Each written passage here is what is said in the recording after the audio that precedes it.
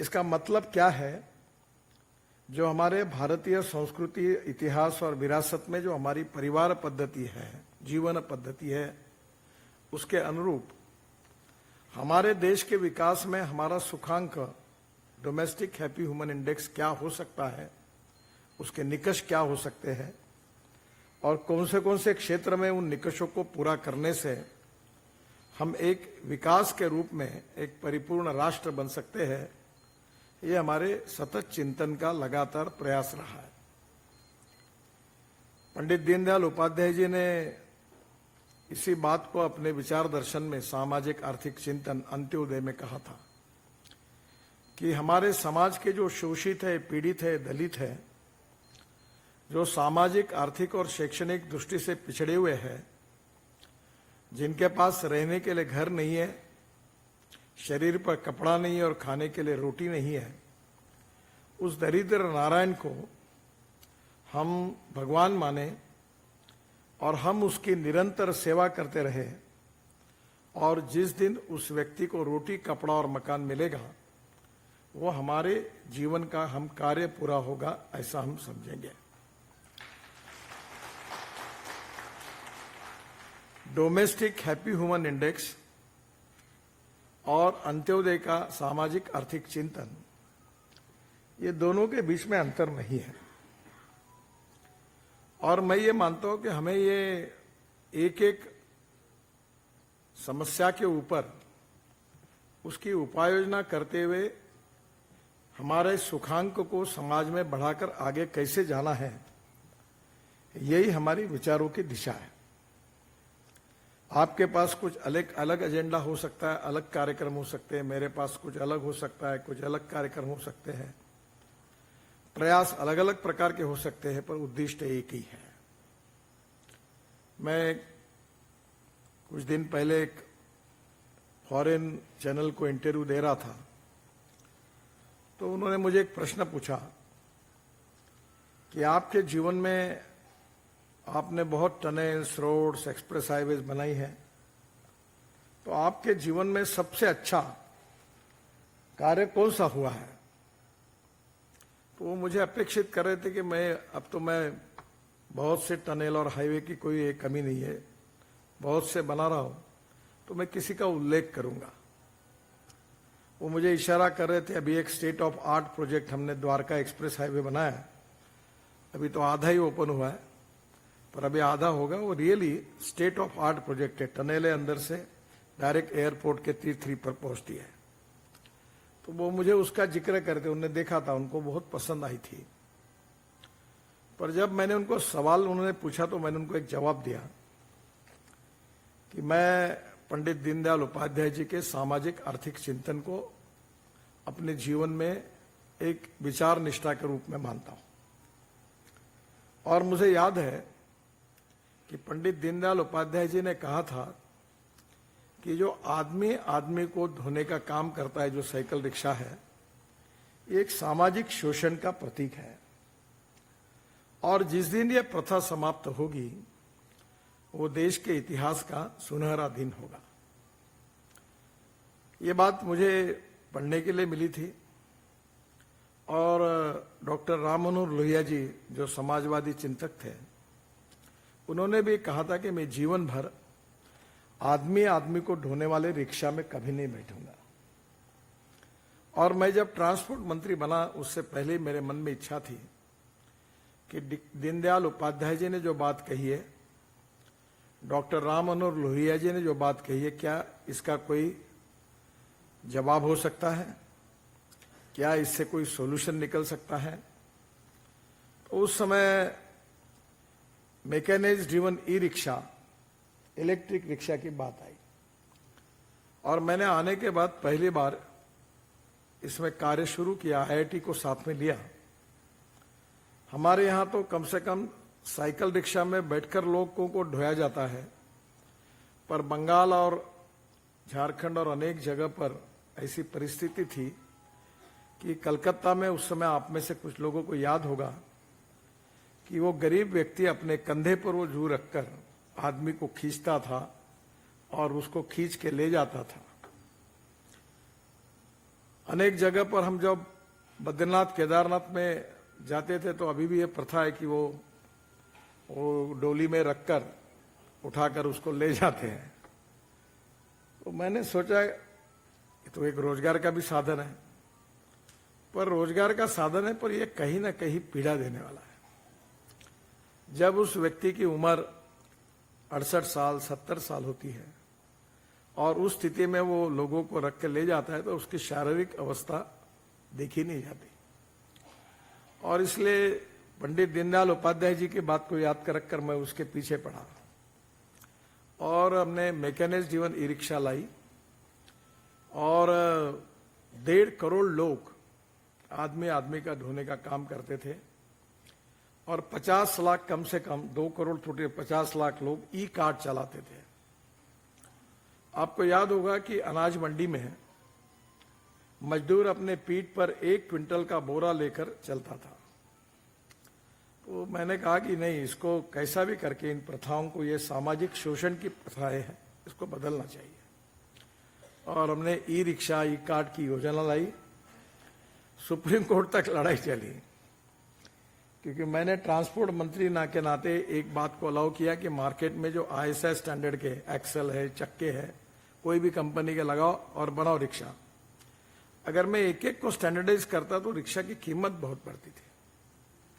तो मैंने महात्मा गांधी जी की उस बात को याद रखा कि जब गरीबों के हित में अगर आपको कोई निर्णय करना है तो bend the law up to the last point, breaking point, ताकि गरीबों को उससे राहत मिले। तो सुप्रीम कोर्ट में मामला चला और बाद में वो हम जीते, एक कानून आया और आज मुझे बताते हुए खुशी हो रही कि देश के 1.5 करोड़ लोग आदमी आदमी को धोने का काम करते थे, वो प्रथा बंद हुई। अब ई कार्ड भी आया और अभी तो रात को आइसक्रीम और पानी पूरी भी उसमें बनती है, उसको चलाते लोग। अब कोई खींचने का काम नहीं करता है। मानवीय शोषण से गरीब लोगों को एक प्रकार से मुक्ति मिली। तो ये मेरे लिए, मैं कहता हूं कि this is to be one of the best thing जो मेरे जीवन में हो सके। और यही हमारी विचारधारा है। हम सामाजिक संवेदनशीलता के लिए प्रसिद्ध हैं। अगर पैर को पत्थर लगता है तो आंखों में से आंसू आते हैं। इस समाज की गरीबी, भूखमरी, बेरोजगारी, महंगाई, समाज में आर्थिक असमानता और सामाजिक असमानता हम सब के लिए दुख का विषय है। स्वाभाविक रूप से जातीयवाद, सांप्रदायिकता, सोशियो इकोनॉमिक डिस्क्रिमिनेशन समाज में है, पर हम लोग जो विचारों को लेकर चलते हैं वो सोशल इकोनॉमिक इक्वेलिटी की बात करते हैं। और ये बात गलत है कि राजनीतिक स्वार्थ के लिए हमें इन सब बातों का उपयोग करना, उसकी कोई आवश्यकता नहीं है। हमारे यहां महाराष्ट्र में फिलहाल ओबीसी वर्सेस मराठा बहुत बड़ा झगड़ा चल रहा है। तब मैं इस बार मेरे भी चुनाव में आया था तो मैंने कहा था कि जो करेगा जात की बात उसको कस के पड़ेगी लात। और मैंने कहा कि मैं जातीयवाद करूंगा नहीं और करने वालों को बख्शूंगा नहीं। पूरी जनता मेरी है, मैं जनता का हूं और जनता मेरी है। मैं सबके प्रति ईमानदारी से काम करूंगा और चुनाव में मुझे कोई दिक्कत नहीं आई। सब जाति के लोगों ने मुझे साथ दिया। पर हमारे में भी लोग हैं कि backwardness becoming a political interest. So everyone want to prove that I am backward. कोई फॉरवर्ड कहने के लिए तैयार ही नहीं है, क्योंकि बैकवर्ड होने में जो फायदे मिल रहे हैं इसलिए बोलते हैं हम बैकवर्ड हैं। कुछ है भी सामाजिक, आर्थिक, शैक्षणिक दृष्टि से, पर हम जो समाज की कल्पना करते हैं वो सामाजिक समता और आर्थिक समता के आधार पर समाज के विकास के मॉडल की हम कल्पना करते हैं। परम पूज्य ने बाला साहेब देवरस जी ने पूना में वसंत व्याख्यानमाला में कहा था कि अगर अस्पृश्यता अगर खराब नहीं है तो कोई चीज ही खराब नहीं हो सकती। इस समाज की जो भी जातीयवाद, सांप्रदायिकता, अस्पृश्यता, उच्च नीचता का भाव है, ये जिस दिन समाप्त होगा उस दिन इस समाज के लिए एक आदर्श व्यवस्था में जाने का जो हमारा प्रयास है उसका पहला प्रयास हमारा पूरा होगा, ऐसा हम समझेंगे। और इसलिए हमारे राष्ट्र का जो प्रगति और विकास का जो एक प्रकार से पैरामीटर्स है, उसमें 3 क्षेत्र का विशेष रूप से संबंध है। एक है इथिक्स, दूसरा इकोनॉमी और तीसरा इकोलॉजी एंड इन्वायरमेंट। और इथिक्स का संबंध हमारे संस्कारों से है। हमारे देश की ये बहुत बड़ी ताकत रही है कि इतिहास, संस्कृति और विरासत और मूल्याधिष्ठित जीवन पद्धति और परिवार पद्धति, संस्कार पद्धति, ये हमारे समाज की सबसे बड़ी ताकत है। हम गरीब जरूर हैं, पर हमारे संस्कार बहुत धनवान है।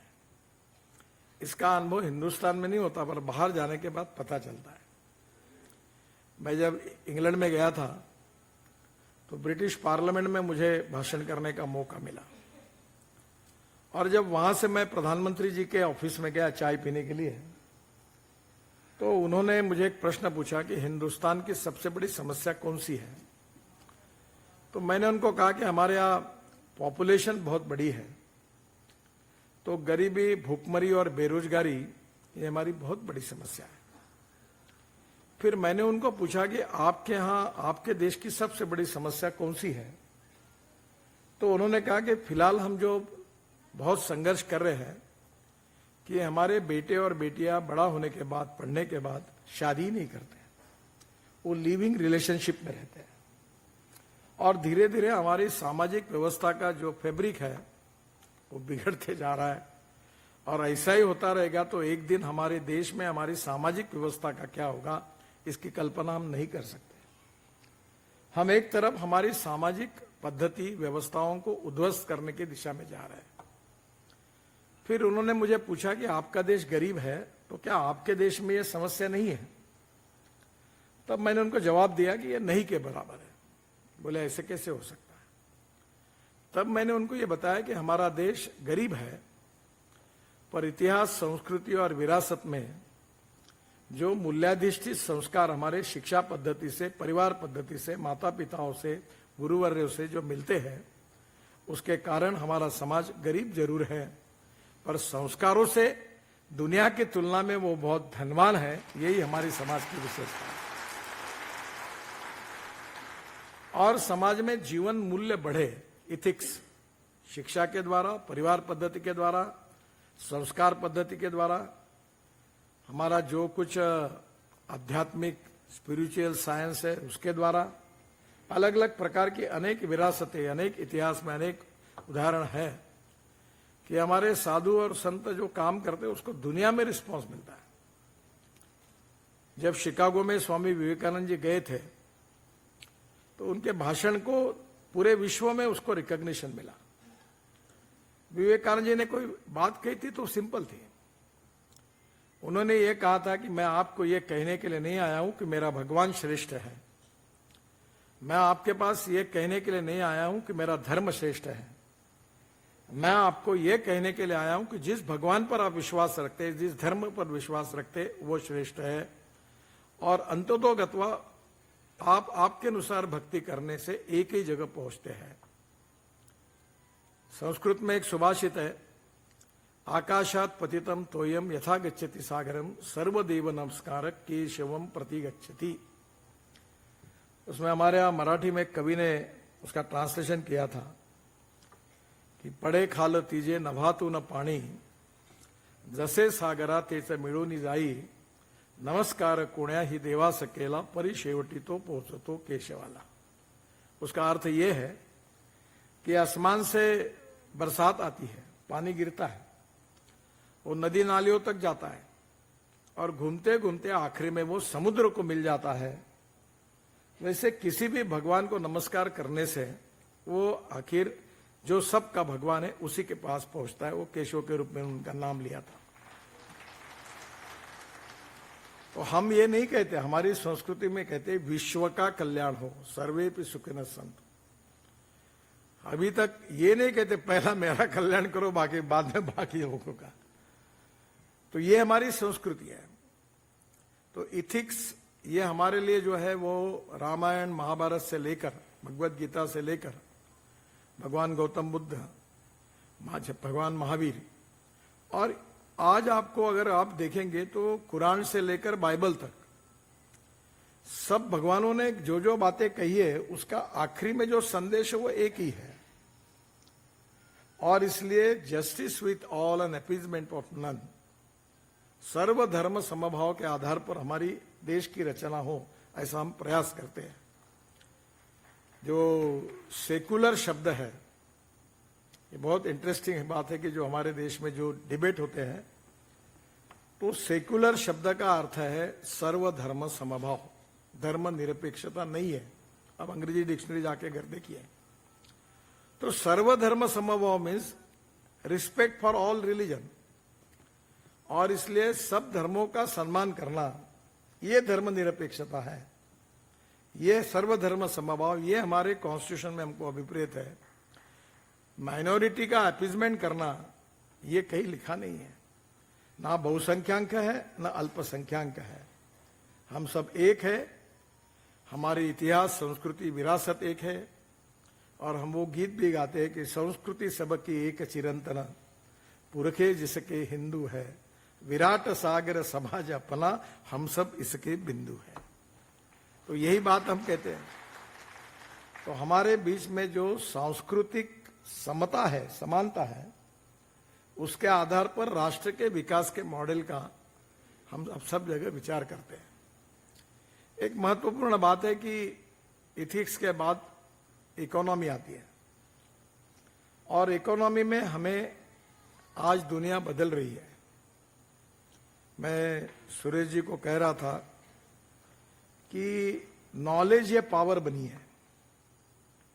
Innovation, entrepreneurship, science, technology, research, skill and successful practices, we name it as knowledge, and conversion of knowledge into wealth is the future. तो हमें इतिहास, संस्कृति और विरासत की रक्षा करनी है। स्वदेशी स्वावलंबन का जो विचार है उसको सम्मान देना है, और साथ में तंत्र विज्ञान, विज्ञान, इनोवेशन, नॉलेज, इसका उपयोग करना है विकसनशील भारत के लिए, राष्ट्र के पुनर्निर्माण के लिए। और इसलिए जो टेक्नोलॉजी है वो बदल गई है। मैंने उनको कहा था कि आजकल बड़े प्रमाण पर लोग ये हमारे गो रक्षा के लिए अनेक जगह पर बड़े बड़े संस्थाएं बनी हुई है, और अनेक गाय हैं उनकी सेवा करते हैं। बहुत लोग बहुत पैसा खर्चा करते हैं, बहुत भक्ति भाव से करते हैं। तो मैंने उनको कहा कि अब टेक्नोलॉजी बदल गई है, सेवा तो करनी है, पर जो हम 100 साल से कर रहे हैं वो आज करने की जरूरत नहीं है, क्योंकि विज्ञान, तंत्र विज्ञान बहुत आगे निकल गया है।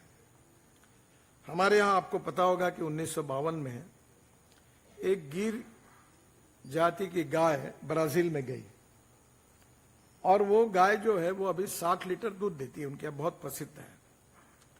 तो उस गाय से जो बुल तैयार हुआ उसका नाम है टोरेंडो, पहले जो हुआ। और हमने हमारे देश में उसका सीमेंस लाकर हमारे 2 लीटर के गाय को जब इंजेक्ट किया तो हमारे यहाँ 15 लीटर 20 लीटर की कुछ गोरियां हुई। फिर टेक्नोलॉजी बदल गई, embryo transfer, test tube baby को गाय के लिए एम्ब्रियो ट्रांसफर हुआ, और उसमें जो गाय अच्छा दूध नहीं देती, 2 लीटर देती है, 1.5 लीटर देती है, उसके 3 सेंटर देश में खुले हैं। एक सांगली जिले में चितड़े डेयरी करके है, बहुत बड़ा प्रतिष्ठान है, उनका सेंटर खुला। मैंने उसका उद्घाटन किया, शरद पवार साहब और मैंने, महाराष्ट्र में। एक सेंटर बारामती में पवार साहब ने उनके यहाँ खोला, उसका भी उद्घाटन मैंने किया। और तीसरा हमारे नागपुर यूनिवर्सिटी में, वेटरनरी यूनिवर्सिटी ने किया, उसका भी उद्घाटन किया। तो टेक्नोलॉजी क्या आई है, अब गाय में बेटी बचाओ अभियान की जरूरत नहीं है। अगर आप टेक्नोलॉजी का उपयोग करेंगे तो 100% गोरी होगी। और अगर ये गाय को अगर हमने ये गिर जाति का जो सीमेंस है वो दिया तो 100% देशी गोरी होगी। और देशी गोरी का, गाय का दूध और गोबर, इसका आपको महत्व मालूम है। और ये एक धर्म वापसी आंदोलन भी है कि जितनी हुस्टन और जर्सी बनी हुई है उसको अगर हमने गिर, साहिवाल, राठी, अपने इंडियन गाय का मूल का अगर सीमेंस दिया और उनकी अगर एम्ब्रियो ट्रांसफर करके अगर गोरी बनेगी तो 3 वेद में हमारी पूरी विदेशी गाय कन्वर्ट होकर फिर से एक बार धर्म वापसी आंदोलन हो जाएगा, वो भारतीय नस्ल की बनेगी। फिर मैं जब एमएसएमई का मंत्री था तो कुमारप्पा इंस्टीट्यूट जयपुर में रिसर्च करके गोबर से पेंट बनाया, डिस्टेम्पर बनाया, एनिमल पेंट बने, बहुत अच्छे बने और गोमूत्र से दवाइयां बनी है। अब मुझे बताइए कि गाय के गोमूत्र से, दूध से और ये सब होगा तो कौन गाय क्यों बेचेगा? एक गाय, एक नीम का झाड़ और एक परिवार जी सकता है तो हमारी इकोनॉमी बदल सकती है। और इसलिए हमें हमारी जो भाव है, हमारे जो विचार है, उसको there is a difference between 2 words, modernisation and westernisation. We are all in favour of modernisation, we don't want to support westernisation. तो आधुनिकरण करते हुए अगर हम इन बातों को करेंगे तो हमारे समाज में गोरक्षण की जरूरत ही नहीं रहेगी। उल्टा लोग दौड़ेंगे, नहीं मेरी गाय मैं रखूंगा, बेचूंगा नहीं, खाटी को तो बिल्कुल नहीं दूंगा, क्योंकि उसकी इकोनॉमी बदल गई। यही भाव है कि हमारा जो भाव था वो पहले भी सही था, आज भी सही है और कल के लिए भी सही है, पर टेक्नोलॉजी का उपयोग करके उसका उपयोग करेंगे तो उसमें हमको इकोनॉमिक वायबिलिटी आती है तो हमारे लिए हम सक्सेस हो जाएंगे। ऐसी बहुत सी बातें हैं। आज आत्मनिर्भर भारत बनने के लिए हम अनेक क्षेत्रों में जा रहे हैं। अभी कल ही हमने एक नया प्रयोग किया, अभी उसका एग्रीमेंट कर रहे हैं। ये अभी हमारे यहाँ डीजल की बसेस चलती थी, तो मैं चेकोस्लोवाकिया गया था और वहां स्कोडा फैक्ट्री में गया और आप देखो यूरोप में ऐसी 18 मीटर और 24 मीटर की बसेस में 3-3 बसेस रहती है, मेट्रो जैसी, और वो बसेस जो होती है वो इलेक्ट्रिक पर चलती है, तार पर। तो मैं ढूंढते ढूंढते मैंने टाटा को बोला कि आप चेकोस्लोवाकिया में जो स्कोडा कंपनी है उसमें टेक्निकल जॉइंट वेंचर साइन करो। ट्रांसपोर्ट मंत्री मैं हूं, तो उनको बोला ये करो, तो उन्होंने साइन किया। और एक हिटैची करके कंपनी है, तो उन्होंने क्या है कि ये 132 सीटर की बस जब आएगी तो ऊपर से नीचे मशीन आएगी, उसको लगेगी और वो चार्ज होगी तो 40 किलोमीटर जाएगी। अब डीजल की बस जब चलती है तो 115 रुपए पर किलोमीटर खर्चा आता है और इलेक्ट्रिक बस का 60 रुपए पर किलोमीटर है। और मैं कह रहा हूं इस बस का खर्चा केवल 30 से 35 रुपए पर किलोमीटर है। तो अभी टाटा को मैंने कहा कि बस ऐसी बनाओ कि सब एग्जीक्यूटिव क्लास होगा, जैसे हवाई जहाज में एयर होस्टेस होती है वैसे बस होस्टेस होगी, चाय कॉफी नाश्ता सबको मिलेगा। फिर मैंने कहा सीट के सामने लैपटॉप लगेगा और टिकट के बजाय कार्ड होगा, लोग ड्राइवर के सामने से चढ़ेंगे और उतरेंगे, नहीं तो हमारे कंडक्टर पैसे जेब में ही रख देते हैं। और ये कहा कि टिकट रेट डीजल बस की तुलना में मिनिमम 30% कम होगा। अब मुझे बताइए ऐसी एग्जीक्यूटिव बस, अभी हम रोड बना रहे दिल्ली से देहरादून 2 घंटे में, और हम अगर दिल्ली से जयपुर 2 घंटे में, और ये बस अगर चलाएंगे और टिकट रेट अगर डीजल बस की तुलना में 30% कम होगा तो अपनी गाड़ी लेके लोग क्यों जाएंगे? और हवाई जहाज तो बंद ही हो जाएगा। मैं आपको गारंटी देता हूं अगले जनवरी में दिल्ली से देहरादून और दिल्ली से जयपुर और दिल्ली से चंडीगढ़ हवाई जहाज बंद हो जाएंगे।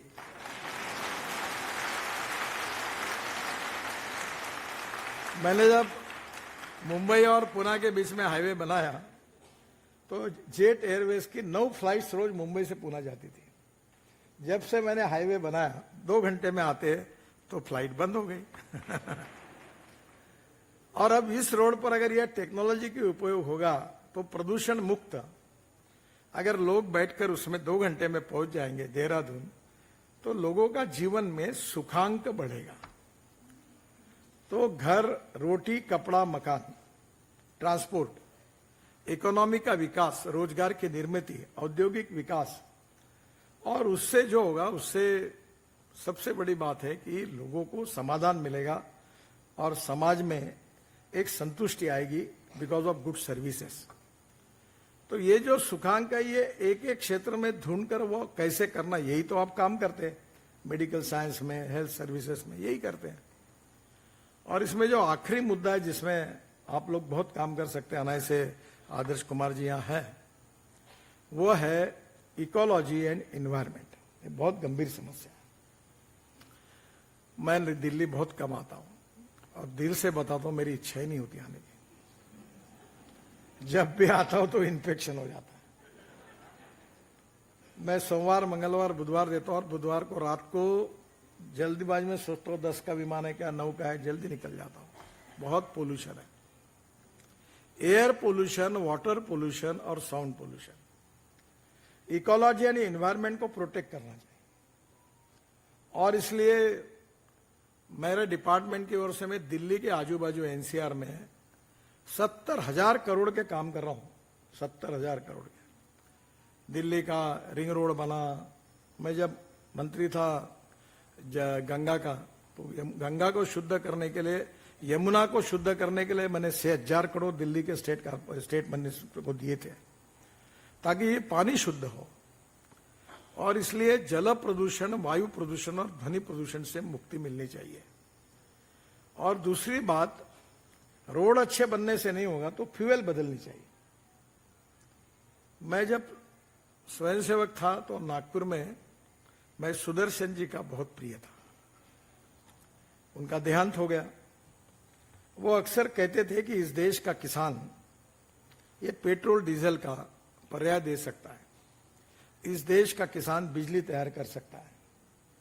पर वो जो बात कहते थे उसके ऊपर हमारे भी लोग विश्वास रखने के लिए तैयार नहीं थे। दुर्भाग्य था।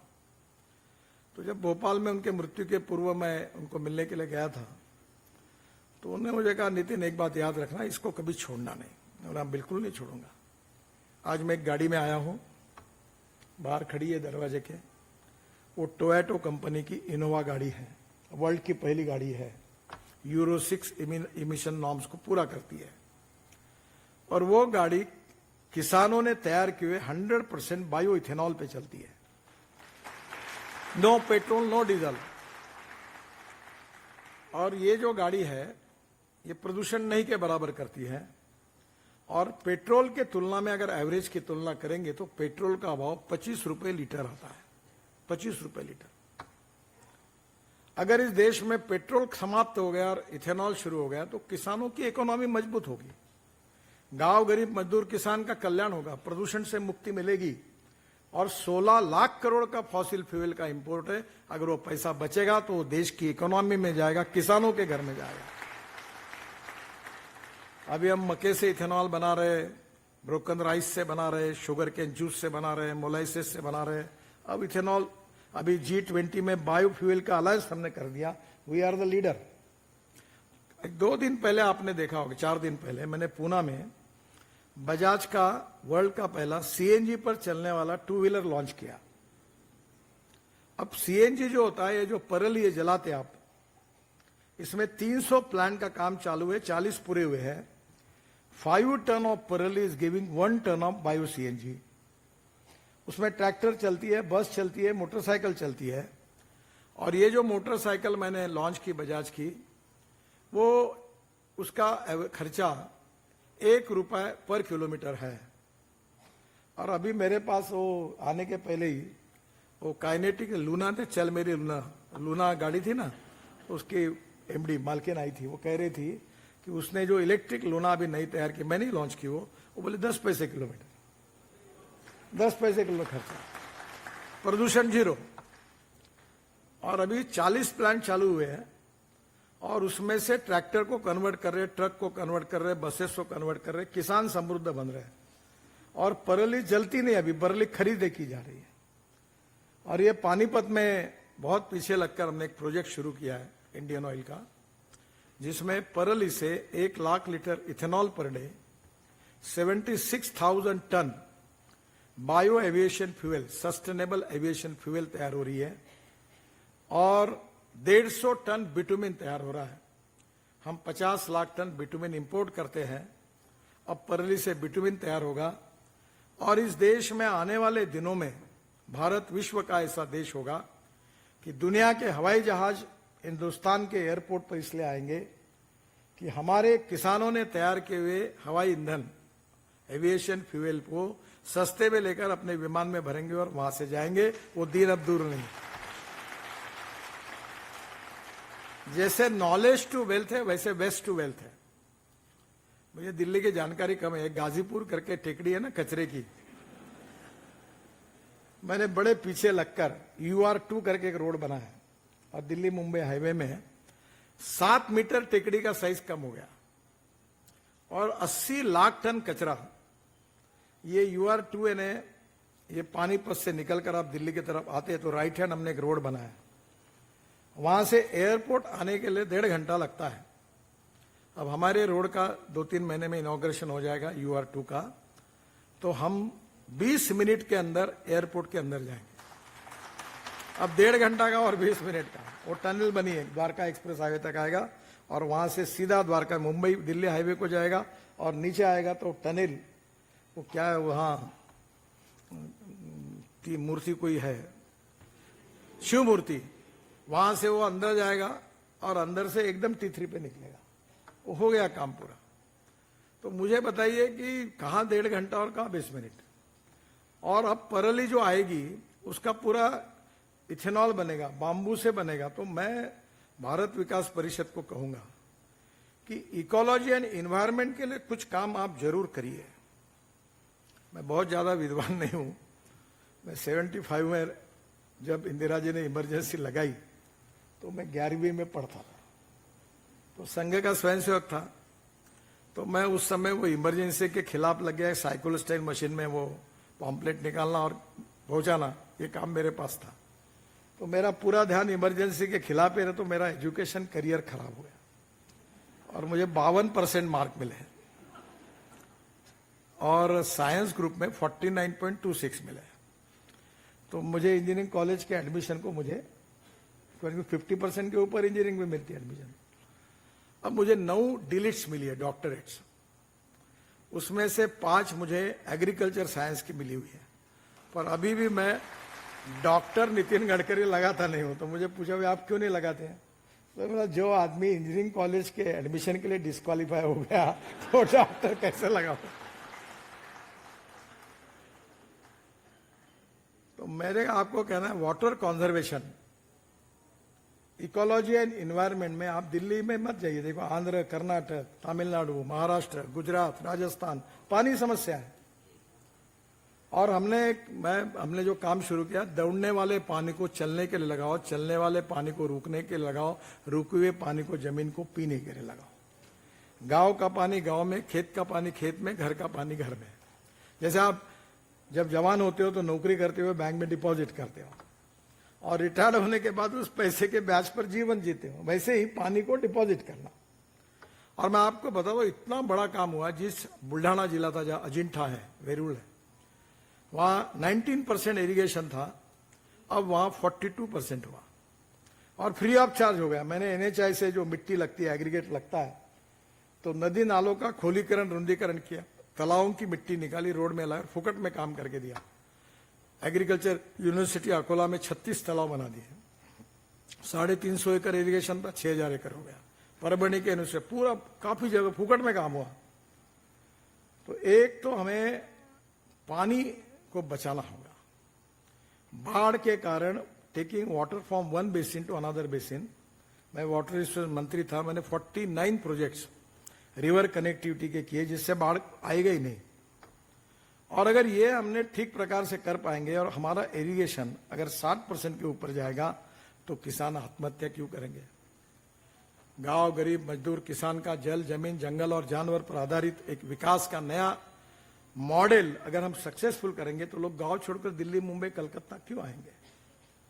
तो स्वदेशी और स्वावलंबन के आधार पर ग्रामीण भारत का गांव, गरीब, मजदूर, किसान का विचार करते हुए और इकोलॉजी एंड एनवायरनमेंट के लिए प्रदूषण मुक्त एक डोमेस्टिक हैप्पी ह्यूमन इंडेक्स के आधार पर उनका विकास का मॉडल कैसा हो, शहर में से झोपड़पट्टी का निर्मूलन होकर गरीबों को मकान कैसे मिले, 24 घंटे पानी कैसे मिले। और ये जो प्रदूषण है, जल प्रदूषण, मुझे याद है आदर्श कुमार जी को पता होगा कि मैं 7 साल से हमारे शहर में टॉयलेट का पानी बेचता हूं। 7 साल हो गए। जब मैंने प्रोजेक्ट शुरू करने की बात की तो लोग मेरी हंसी उड़ाते थे। आज हमारे म्यूनिसिपल कॉर्पोरेशन को 300 करोड़ रुपए टॉयलेट का पानी बेच के मिलता है हर साल, 300 करोड़। और अभी ये मथुरा में हमने प्रोजेक्ट किया हाइब्रिड एन्युटी में। मथुरा का 80 MLD स्लज त्रिवेणी इंजीनियरिंग कंपनी है, उनको 40% भारत सरकार ने दिए, हमारे डिपार्टमेंट ने 60% उन्होंने लाए। और वो स्लज से शुद्ध पानी निकालते और इंडियन ऑयल की रिफाइनरी मथुरा को देते हैं। वो पहले यूपी सरकार को 25 करोड़ देते थे, अब 20 करोड़ दे रहे हैं। और मथुरा का 1 रुपया न खर्चा करते हुए 80 MLD स्लज, उसका प्रॉब्लम सॉल्व हो गया। अब कचरे को सेग्रीगेट करके प्लास्टिक, ग्लास, रबर, सबका रिसाइकलिंग होता है। और जो ऑर्गेनिक वेस्ट है उससे मीथेन निकालकर हाइड्रोजन बनता है। मेरे पास हाइड्रोजन पे चलने वाली गाड़ी है और गाड़ी का नाम है मिराई, जापानी वर्ड है। Mirai means future. और आने वाला युग हाइड्रोजन का है। और अगर हम ये हाइड्रोजन हमारे कचरे से बनाएंगे, पानी से बनाएंगे, तो आज हम ऊर्जा को आयात करने वाला देश है। हम भारत विकास परिषद है, हम हमारे देश को ऊर्जा को निर्यात करने वाला देश बनाएंगे, ये हम बना सकते हैं। ऐसी बहुत सी बातें हैं कि जिसके आधार पर हम देश को सामाजिक आर्थिक तस्वीर को बदल सकते हैं। We need to inspire and motivate the people of our country in a proper direction. और ये काम भारत विकास परिषद करती भी है और इसके साथ नए नए इस क्षेत्र में काम करेगी। आप लोगों को प्रेरणा देंगे तो विकसित भारत का सपना पूरा होगा। हम विश्व शक्ति बनेंगे, महाशक्ति बनेंगे। हमारा जीवन तो अच्छा होगा ही। हैप्पी ह्यूमन इंडेक्स डोमेस्टिक हमारा सुधर जाएगा। सबको घर मिलेंगे, रोजगार मिलेंगे, प्रगति होगी, विकास होगा। जैसे अमेरिका और यूरोपियन कंट्री में वैसा होगा। और दूसरी ओर जो उनके पास नहीं हमारे पास है, इतिहास, संस्कृति, विरासत, रामायण, महाभारत, भगवत गीता, भगवान महावीर, भगवान गौतम बुद्ध, इन सब के विचारों को एक लेकर हम विश्व को दिशा देने की ताकत भी रखते हैं। एक तरफ तंत्रज्ञान विज्ञान का उपयोग करके आर्थिक विकास, नॉलेज एज ए पावर, उसका उपयोग। दूसरी तरफ इकोलॉजी एंड एनवायरनमेंट को प्रोटेक्ट करके सस्टेनेबल विकास, हैप्पी ह्यूमन इंडेक्स, इसका निर्माण करना। तीसरी ओर गांव, गरीब, मजदूर, किसान की गरीबी दूर करना और एक विश्व की महाशक्ति बनाकर विश्वगुरु हमारे देश को बनाना। हम अधिकारवादी और विस्तारवादी नहीं है। नेपाल और भूटान हमसे नहीं डरते हैं क्योंकि हमने उनकी जमीन हड़पने की कभी कोशिश नहीं करते। हम निश्चित रूप से पूरे विश्व का कल्याण हो, यही हमारे संस्कृति में कहते हैं। हमारा भी विकास होगा और विश्व का भी कल्याण होगा। और वो करने में हमारे देश को जो दिशा देनी है, उसमें आप जैसे विकास परिषद का, भारत विकास परिषद की भूमिका महत्वपूर्ण है। और इसलिए समाज के ऐसे क्षेत्रों को चुनकर उनको अगर प्रेरणा देकर, विजन देकर कुछ करने का एक मोटिवेशन हमारे द्वारा होगा, तो हम ये कहते कि राष्ट्रवाद हमारे ऊपर सर्वोपरि है। राष्ट्र की सर्वांगीण उन्नति और विकास, यही हमारा उद्दिष्ट है। हम दो चार रहे न रहे, तेरा वैभव अमर रहे मां, ये हमारा संस्कार है। हम निश्चित रूप से भारत विकास परिषद भारत को विश्वगुरु बनाने के लिए, दुनिया की महाशक्ति बनाने के लिए हर क्षेत्र में हमें उस प्रकार के विकास का मॉडल तैयार करके हमको तेजी से आगे चलना है। और यही काम भारत विकास परिषद करती है। फाउंडेशन डे में आप यही संकल्प करके और गति से आगे काम करेंगे और भगवान आपको इस काम में, भारत माता आपको आशीर्वाद देगी, आप यशस्वी होंगे। यही विश्वास व्यक्त करते हुए मैं अपनी बात को समाप्त करता हूं। धन्यवाद।